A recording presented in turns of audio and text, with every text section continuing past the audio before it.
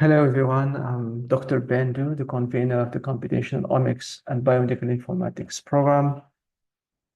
COBIP is a biomedical data science training program for postgraduate students and faculty. It offers an MSc degree and PhD degree in biomedical data science and health informatics, as well as it provides targeted training in data science for faculty from African institutions. It provides a unique opportunity to train qualified biomedical data scientists in critical skills for performing data science, such as developing skills in programming languages, Python, R, and Bash scripting, application of artificial intelligence, machine learning, omics data generation and analysis, and health informatics. These skills are of great importance to have in our continent to counter or to solve some of the medical issues we facing here in the continent. We do have the resources needed for the program to succeed. We have excellent lecturers and researchers from a variety of backgrounds. We have the computational resources needed over 3 high-performance computing clusters with large data storage and memory. We have mini computers labs equipped with internet that we can use for training and research, and easy access to the high performance computing where we can conduct the research part of the program. In addition to those resources and the expertise that we have at our University of Cape Town, we complement that with the expertise in health informatics from Oregon Health and Science University. And Prof. Bill Hirsch is the PI from that university and the convener of the health informatics program. So we offer a 2-year master degree and a 3-year PhD degree in computation health informatics. Please don't be confused with the name. COBIP is the name of the project, and the accredited name that we registered for the degree is Computational Health Informatics. As I said before, we also provide targeted training in data science to faculty from our African collaborating institutions.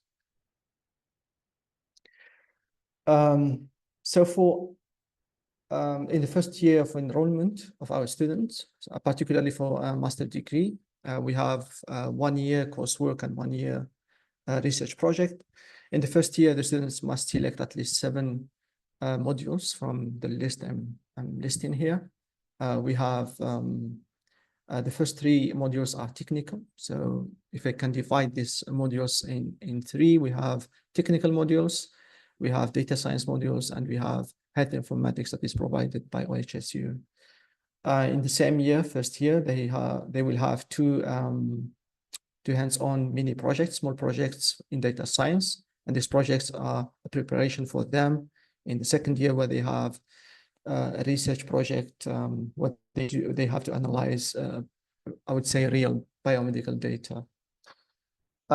We also offer internships in local companies here in South Africa, where the students will be exposed in the application of data science in the business domain. This slide is a presentation of the progress made through the last years. It's presented here chronologically. In end of 2022, we started with recruiting a couple of technical lecturers, and one of them is me. In the following year, 2023, we started with the curriculum development and creating the teaching contents and materials. We tested that, I would say tested the core modules, the technical modules with our postgraduate students at the Faculty of Health Science at University of Cape Town, and it was a success. We provided them with certificates of attendances. End of that year, we advertised for the program, and we received over 50 applications to enroll in the COBIP program. The selection was tough. We selected 15 applicants, but unfortunately, due to administrative delays, I would say, delivery of study visas. Most of the applicants were not able to register, and only 6 MSc students and 1 PhD student were able to register. So they started in 2024. Our academic year here in South Africa, it starts in January and ends in December. Now we are open to receive applications for next year, 2025. And as it shows here in the table, we want to double the number of students. We want to go from 6 MSc students to 16 MSc students next year. And we want to have 3 PhD students in 2025. For faculty trainees, last year we organized a workshop where we received 10 faculty from our collaborating institutions here, African institutions. They were trained in data science and also bioinformatics, computational biology, as well as how to design a course module.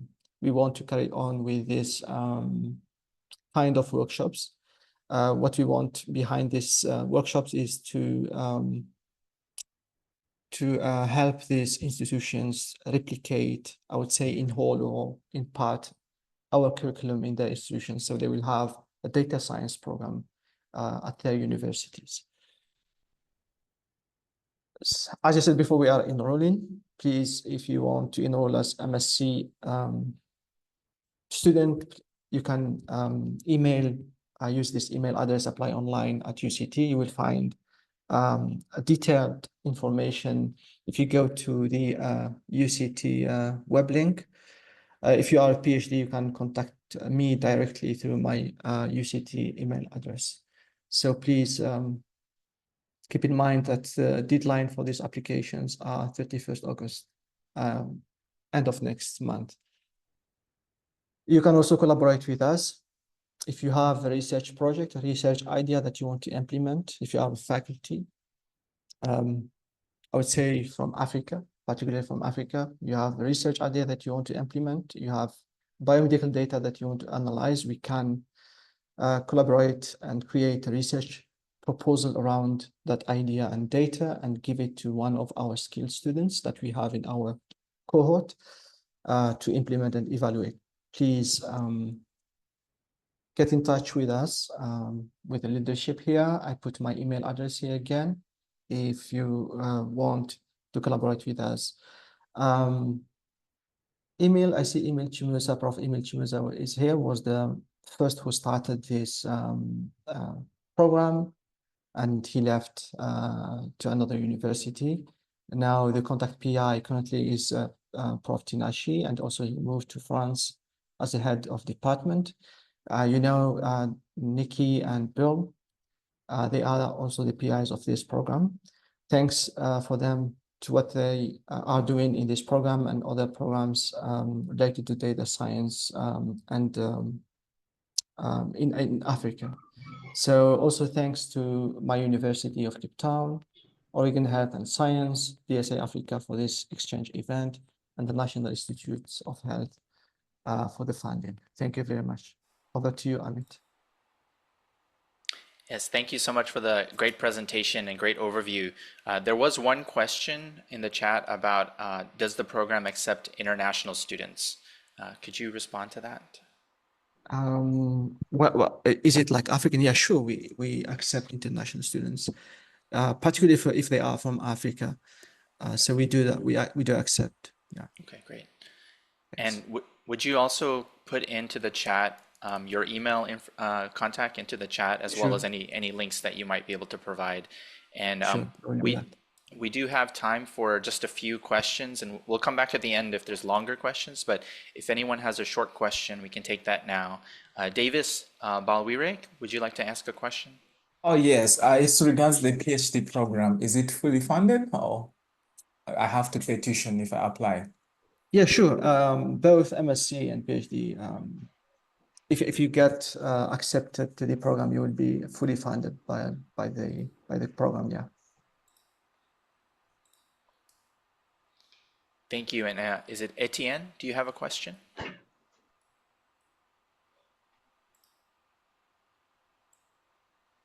Etienne Kabongo, do you have a question?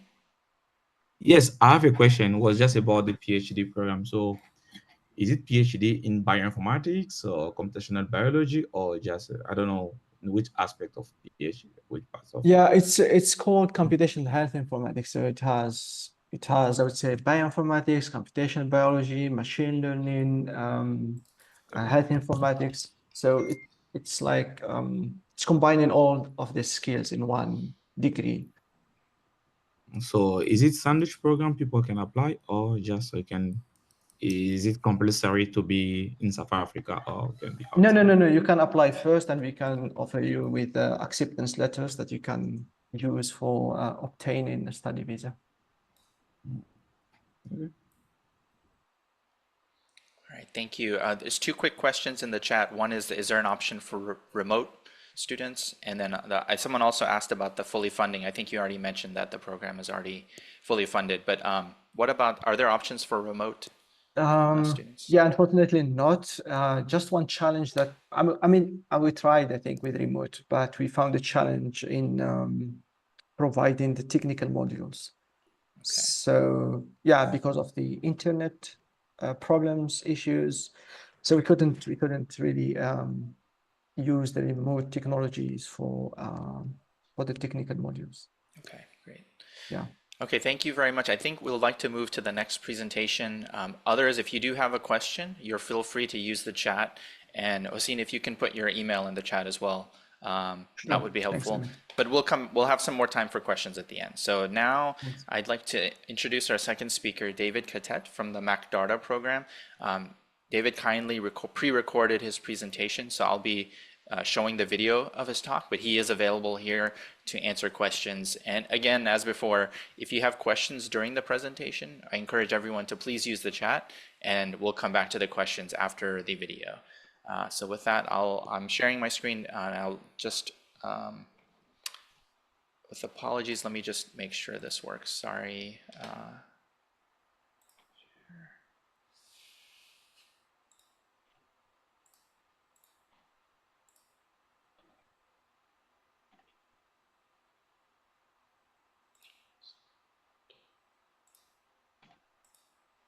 All right. Hello everyone, my name is David Katet and I'm happy to present our training programs titled Makerere University Data Science Research Training to strengthen evidence-based health innovation, intervention and policy, acronymed MacData. It's a partnership between Johns Hopkins University and Makerere University with 3 MPIs, including myself, Moses Joloba, and William Checkley. The implementation team is here presented.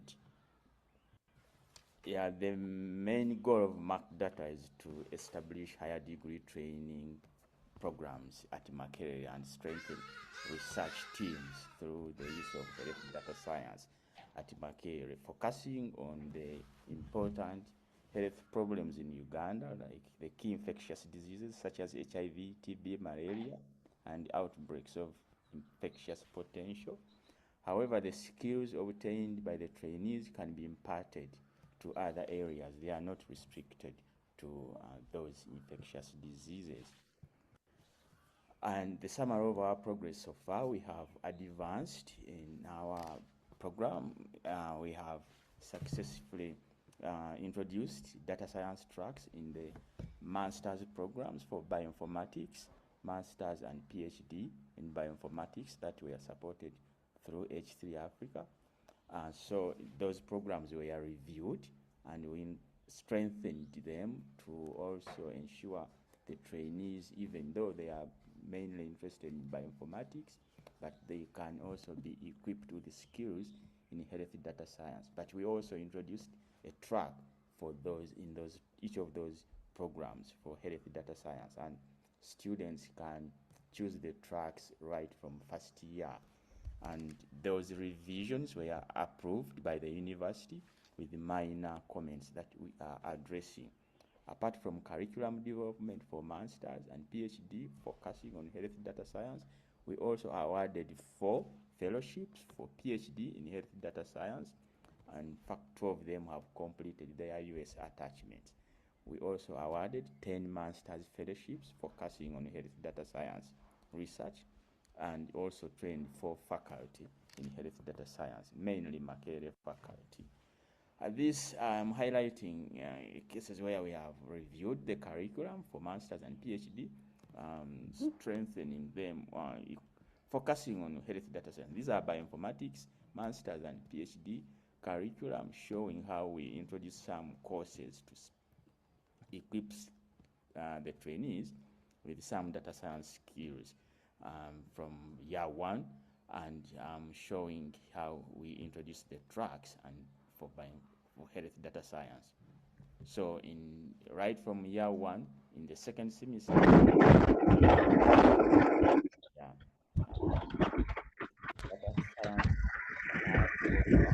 or bioinformatics, as shown. And I will focus now briefly on the trainee fellows. Like I told you, we already have 2 cohorts of MacData fellows, and we have 4 PhDs and 10 masters. I'll just highlight a few of them. 2 PhD trainees who have advanced. We have Maria Namaganda. Her title is presented here. She completed her attachment in the US, and she has successfully developed her proposals, which was approved, and she's writing her first manuscript, and yeah, she's progressing well in her 2nd year. The other PhD trainee is called Shahid Chiaga. His title is here, is focusing on malaria, and he's also in his 2nd year. He completed his US attachment, and he's also developing his first manuscript. His proposal was also approved. Maybe Shahid Chiaga is also was co-opted by the Ministry of Health to help in their malaria genomics program.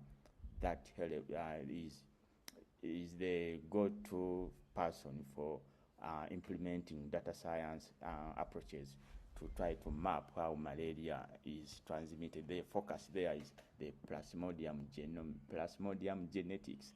They are trying to harness data science and understanding how the parasite disseminates in Uganda.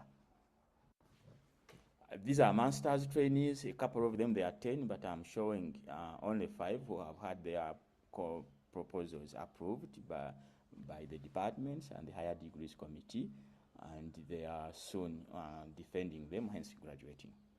Master's support is for 1.5 years, whereas PhD support is for 3 years. We are also active in other initiatives.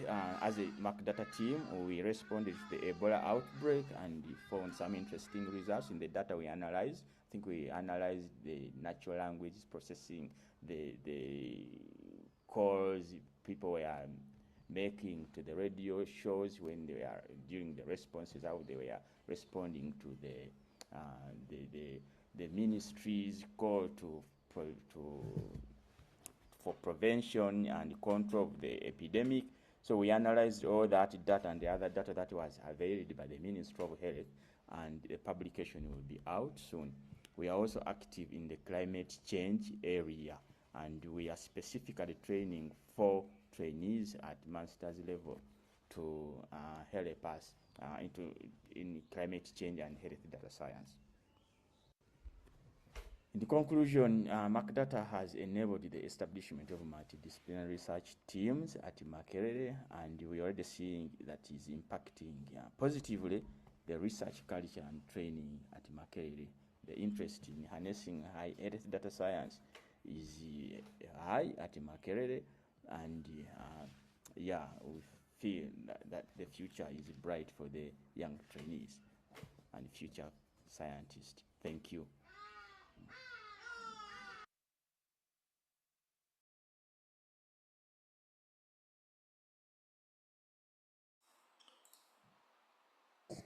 All right, thank you so much, David, for the great video. And as I mentioned earlier, David is available here to answer any questions. So I open to the floor to the audience. Are there any questions you'd like to ask about the MacData program?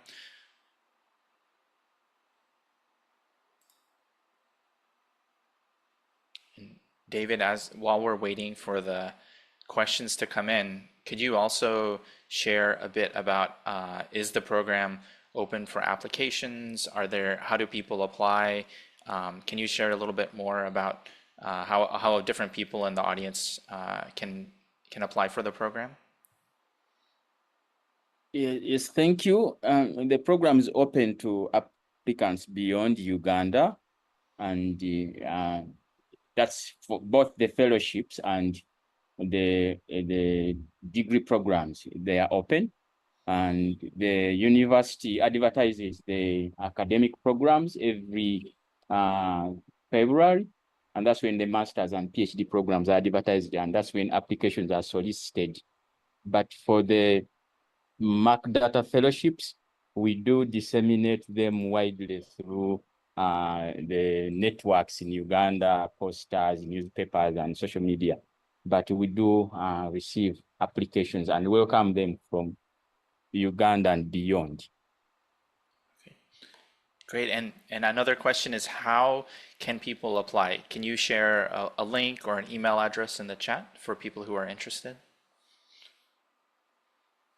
I'm typing in my email right now, and for any questions that can be shared here or may not be shared here, I will respond.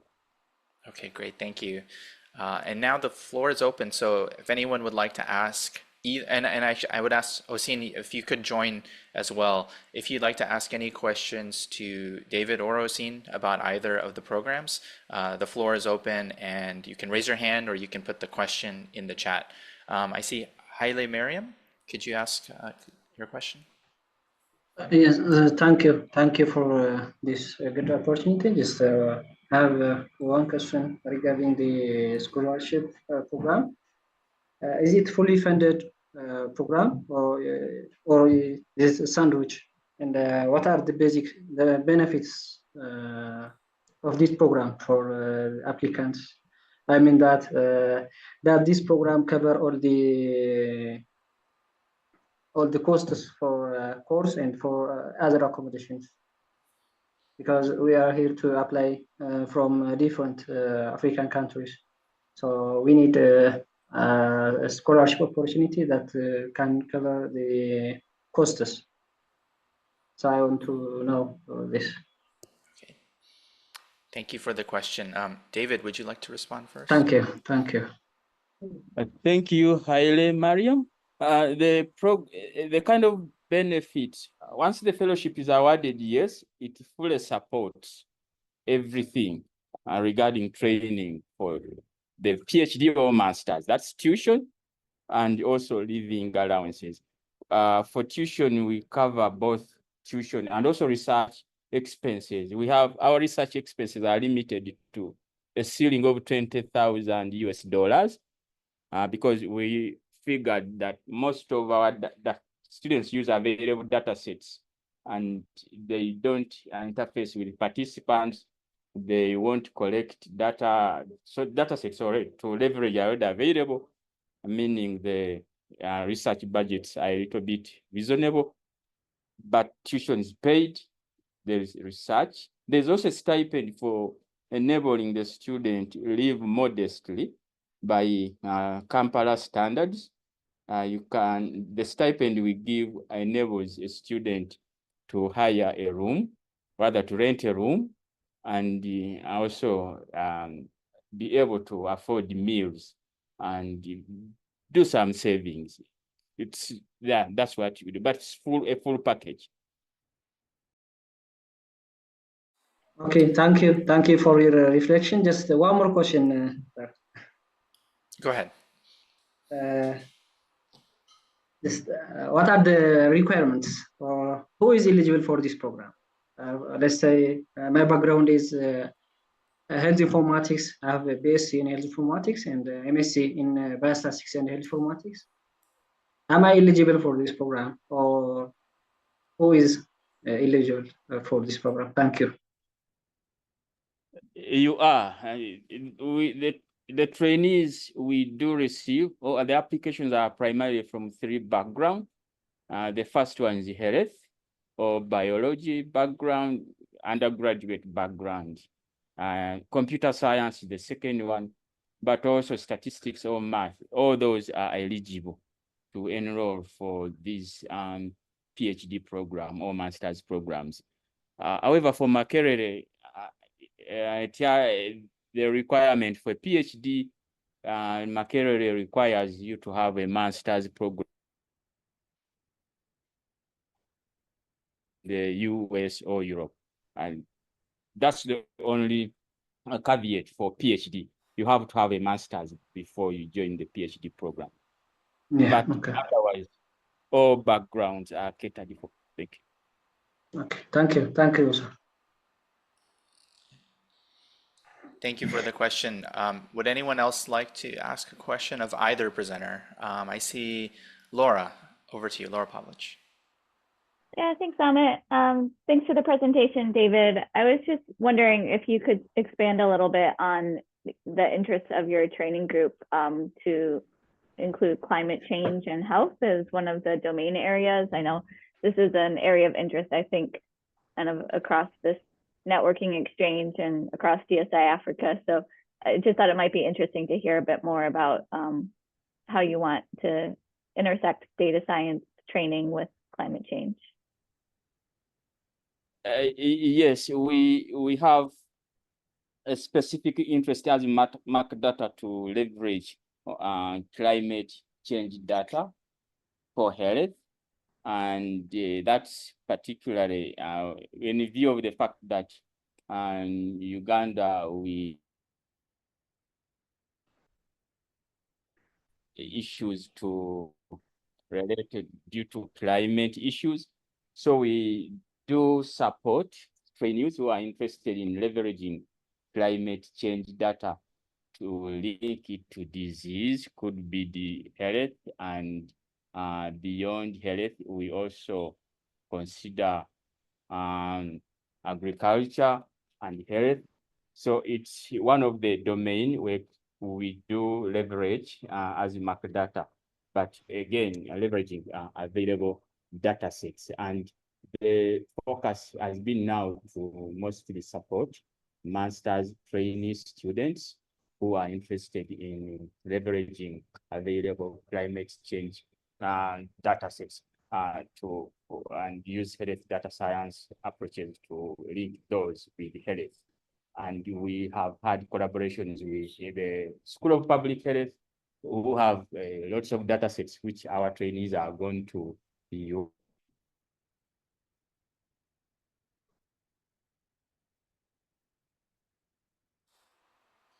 David, are you still there? I think we lost your audio. I think David, oh, go ahead. I think David, we lost your audio for a moment. Could you just repeat what you just said?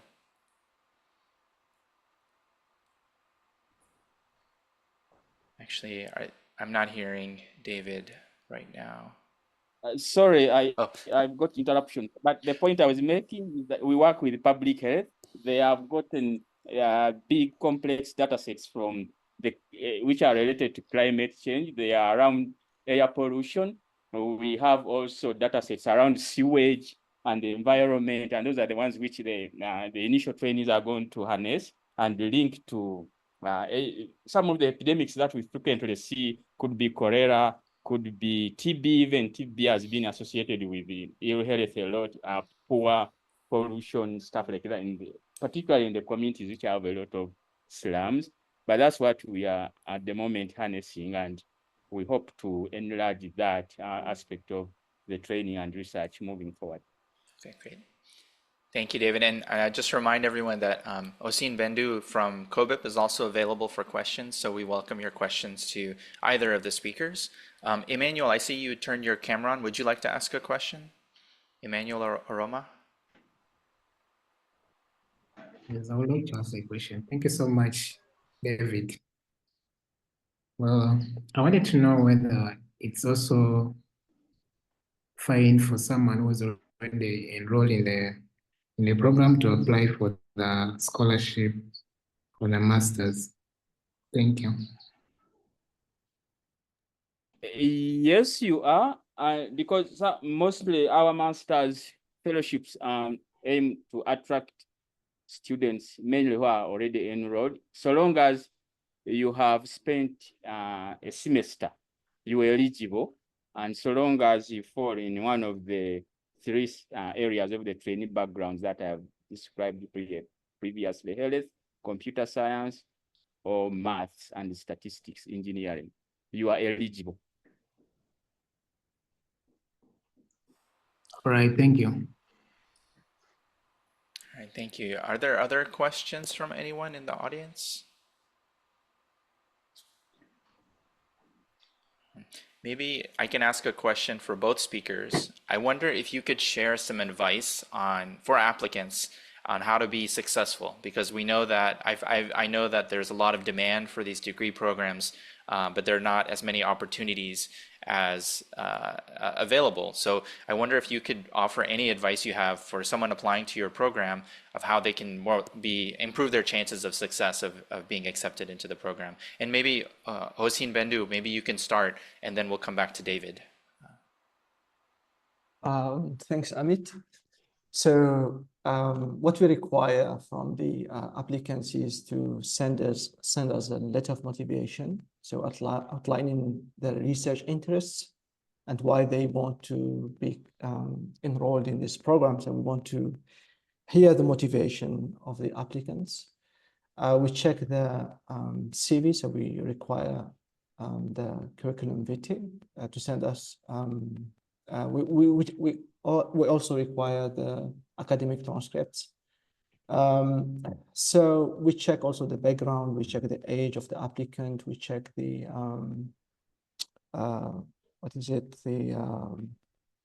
the research projects, if they come in from if they apply for PhD. So we check also what they have done in their MSc master degree. So if it's related to data science, they will get a priority.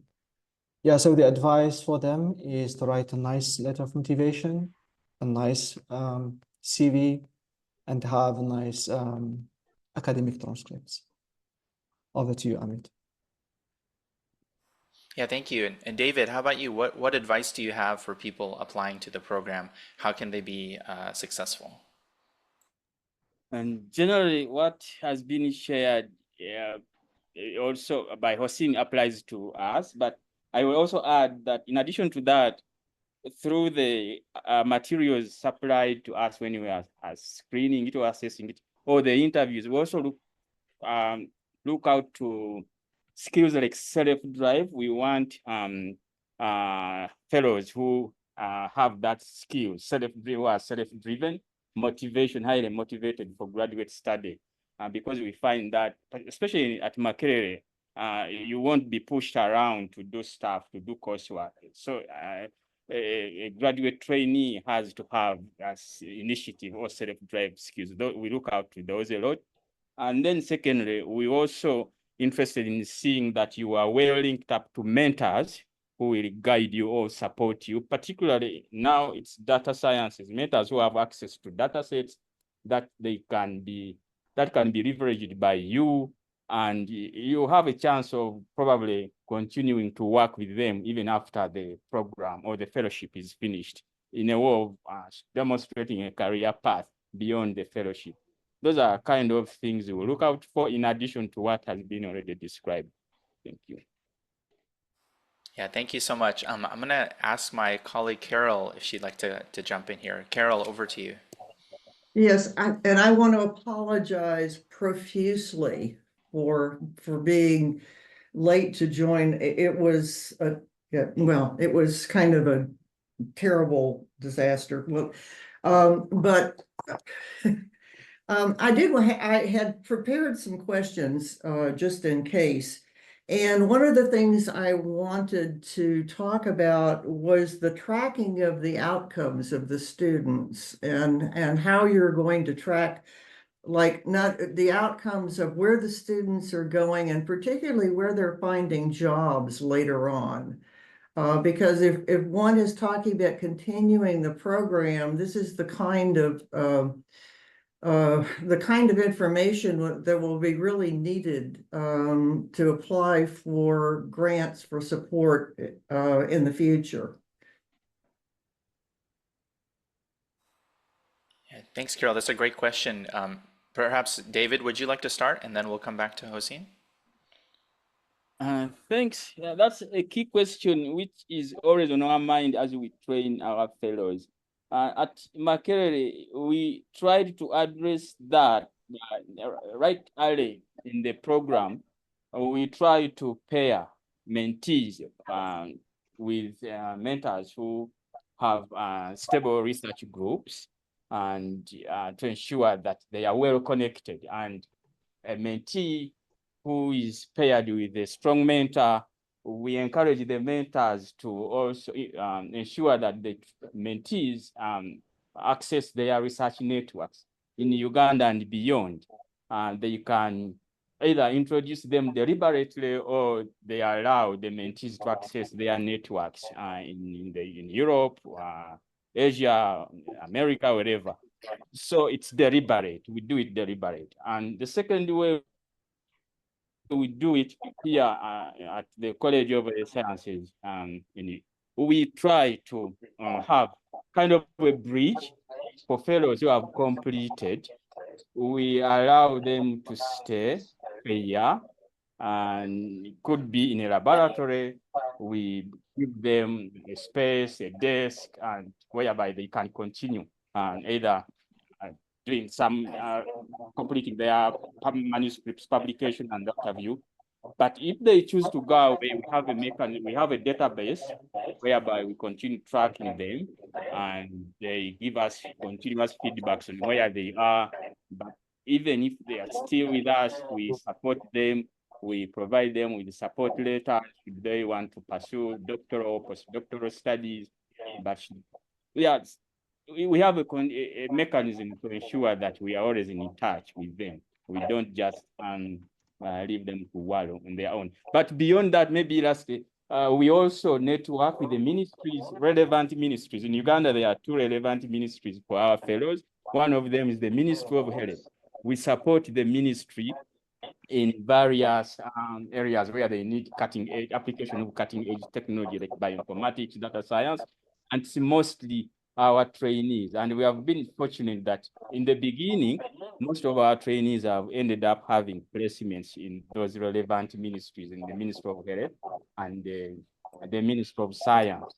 But in the future, we know this may not be the case for future trainees. We'll continue those engagements to ensure we advocate, and even if they go, or for those who are still around, we continue with the mechanism which we feel is robust, we have in place to ensure their career progression and tracking them. Thank you. And Hossein, would you like to comment for the COBIT program? Yeah, sure, Amit. So we never thought about tracking our students after the training program, but it's a good idea. I mentioned in one of my slides that we offer our students internships in local companies and maybe international companies. We have many companies here in South Africa where they're doing biomedical data science. There are, renowned companies here. So this will be an opportunity for the students to showcase themselves within these companies and to secure a job. I think I would say at maybe a high percentage, the students will get a job after this training program. Also for PhD, they can secure postdoctoral fellow here within the University of Cape Town. We have so many universities here in South Africa, and they can go beyond to international universities. Thanks. Okay. Thank you. And I know at least the second question is, I saw at least in the slides for one of the presentations, and I think it was yours actually, that there were going to be the formation of research teams within the program to guide the students, and I guess to be a part of this. And I wanted some more information about like how the research teams meet and how are they organized. I mean, are they like journal clubs also where, students can talk about literature within their area? Yes, we do most of that. So a student, when they will get to the research project, so if they are MSc, they have 1 year coursework, and the second year they will join one of the research projects. We do journal clubs, we do seminars. They have to present their work. They will collaborate with postdoctoral. They will collaborate with PIs. So they will get the best training in data science. We do all of that, yeah. Okay, great. And does this include some information about maybe the program itself is, if I remember, fairly broad and talking about infectious disease contents. So is there any information on the medical aspects of these with the data sciences to kind of cross-foster this? I think maybe David spoke about that, not me. Okay. Thanks. I missed the point. Can you recap a bit? Oh, okay. I was just talking, I was talking about journal clubs and activities, the forming teams within each of the areas of research that the students are engaged in for their thesis projects, and kind of how this is organized, and whether, they have the journal clubs and how these research teams function. Yes, even our fellows do have journal clubs where those skills are developed. But in addition to journal club is part of actually it's a core course on the curriculum. We ensure that students always do present and participate in papers being discussed.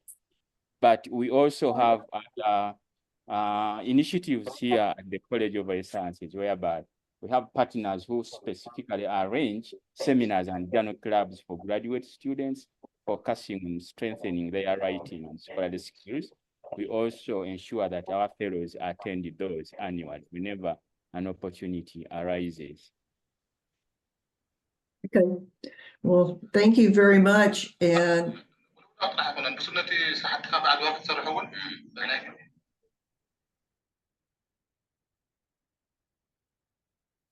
okay, I've gotten the notice that there is 5 minutes remaining. I have 3 minutes remaining. Is there anyone? Let me look at the chat and see.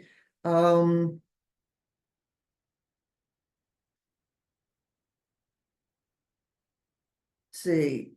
Oh, there are some comments about application processes, and I didn't see any new emails. So with that, will give you maybe 2 minutes for a break before we go back into our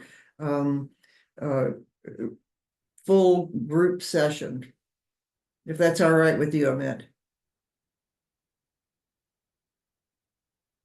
I think you're.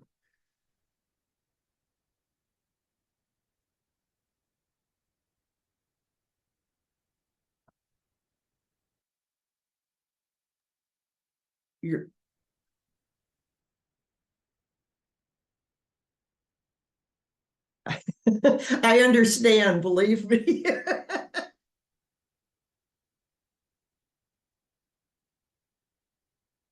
We have no sound for you.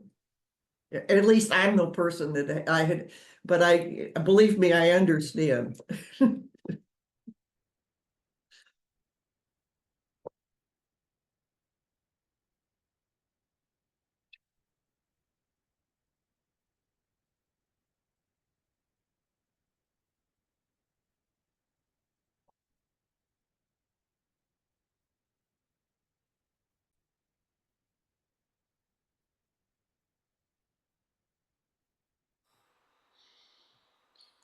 So if you can hear me, we can close the room now and everyone can return back to the main room. There's just some brief closing remarks and an evaluation form.